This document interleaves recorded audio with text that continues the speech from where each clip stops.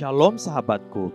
Sebelum kita merenungkan kebenaran firman Tuhan di pagi hari ini, mari kita sama-sama berdoa. Bapa Surgawi, kami mengucap syukur buat pagi hari ini. Kami berterima kasih untuk nafas kehidupan yang masih Tuhan berikan untuk setiap kami.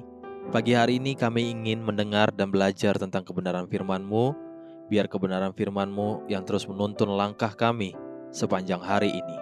Amin. Pagi hari ini, kita akan merenungkan kebenaran firman-Nya dengan tema batas-batas. Mari kita buka Alkitab di dalam kitab Bilangan pasal 34 ayat 1-3 dan ayat yang ke-12. Demikian firman Tuhan.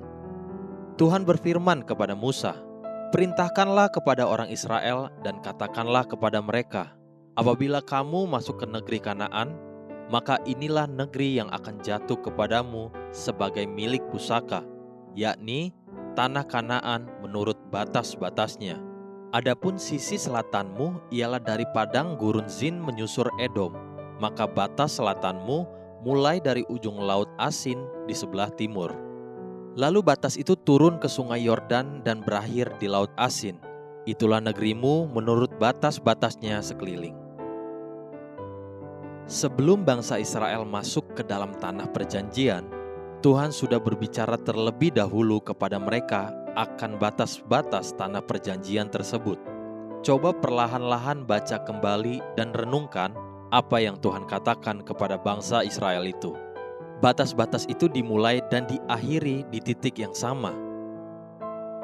"Perintahkanlah kepada orang Israel dan katakanlah kepada mereka, maka batas selatanmu mulai dari ujung laut Asin di sebelah timur."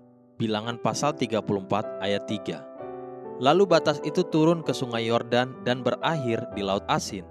Itulah negerimu menurut batas-batasnya sekeliling." Bilangan pasal 34 ayat yang ke-12. Batas-batas wilayah Israel dimulai dari ujung laut Asin atau Salt Sea dan berakhir di laut Asin atau Salt Sea. Kata salt atau garam itu dikenal sebagai covenant atau ikat janji. Bahkan seringkali kata garam itu digunakan sebagai kata lain dari sebuah covenant atau ikat janji. Alkitab 3 kali menyebutkan tentang salt covenant atau perjanjian garam, yaitu di 2 Tawarik 13 ayat ke-5, Imamat 2 ayat yang ke-13, Bilangan pasal 18 ayat yang ke-19. Betapa sakral dan pentingnya fungsi perjanjian garam di dalam firman Tuhan. Perjanjian garam atau salt covenant itu tidak dapat luntur oleh waktu dan keadaan. Rupanya bisa berubah, bahkan wujudnya bisa berganti, namun unsurnya tidak berubah. Gumpalan garam yang dilarutkan ke dalam air akan berubah bentuk, namun rasa air akan tetap menjadi asin, sama seperti rasa garam sebelum dilarutkan. Dimulai dari sebuah covenant atau perjanjian kekal, diakhiri pada covenant atau perjanjian kekal. Itulah sebabnya tanah itu disebut sebagai tanah perjanjian.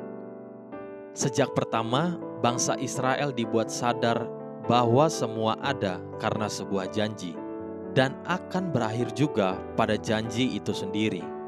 Seakan perjalanan hidup, batas-batas wilayah Israel seperti membentuk sebuah lingkaran atau sebuah cincin, dimulai dari satu titik dan berakhir di titik itu sendiri.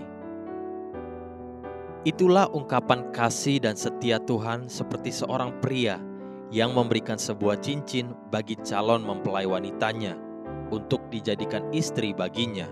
Dimulai dari sebuah perjanjian kekal sampai berakhir kepada perjanjian kekal. Saudaraku, pagi ini Tuhan mau kita memperhatikan betapa seriusnya Tuhan akan isi sebuah covenant. Dan yang paling sederhana adalah ikat janji di dalam sebuah pernikahan.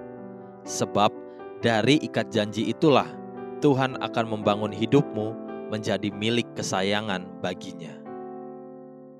Haleluya. Sahabatku, mari kita sama-sama berdoa. Terima kasih Bapa Surgawi, ajar aku menjadi pribadi yang menghormati sebuah ikat janji yang sudah aku buat. Amin. Jesus loves you, and so do I.